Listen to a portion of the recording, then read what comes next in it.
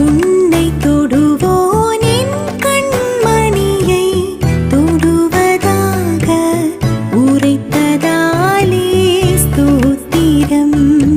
அக்கினியின் மதிலாக அன்பரே என்னை காத்திடுமே. என்னை மறவா இயேசுநாதா, உந்தன் தயவா என்னை நடத்தும்.